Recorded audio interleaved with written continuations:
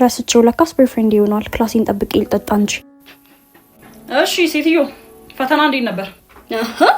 አሁን እኮ ፍቅረኛሞች ነን፣ ሮማንቲክ ለመሆን ሞክር እንጂ። ጠዋት ራሱ ስደውል ሄሎ የኔ ፍቅር እንዴት ነሽ አለሁልሽ ቤቢዬ ምናምን ነው የሚባለው ይለኛል አንስቶ። ለካ ይሄም አለ። እሺ አስተካክላለሁ። እና ከሁለቀቀሽ አንተ ጤና የለህም እንዴ?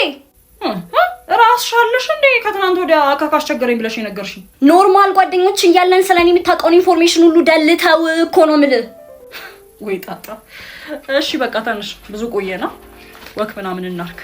ሂሳብ 350 ነው የሚደርስብን እንዴ? ሂሳብ እንደ ድሮ ሼር ልናደርግ ነው እንዴ? ትንሽ አይሸክክህም እንዴ? ለምን ይሸክከኛል? እኩል አንድ ጥብስ አድርገን የበላ ነው። አረ በእናትህ ትንሽ ሮማንቲክ ለመሆን ሞክር። ፋርነት አያጥቃ።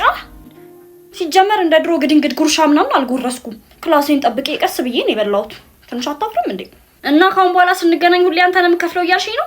አዋ እና ምኑን ገርልፍሬንድ እና ቦይፍሬንድ ሆነን ሂሳብ ሼር የምናረግ ከሆነ ይቺ ነገር አታዋጣም። ምን አልክ? አይ ምንም። ዛሬ ደግሞ ሰው መስለሻል። እንደውም አልፈልግም። በቃ ወደ ጓደኝነታችን እንመለስ ነው። ሂሳብ ሼር እናርጋ በነካጃችን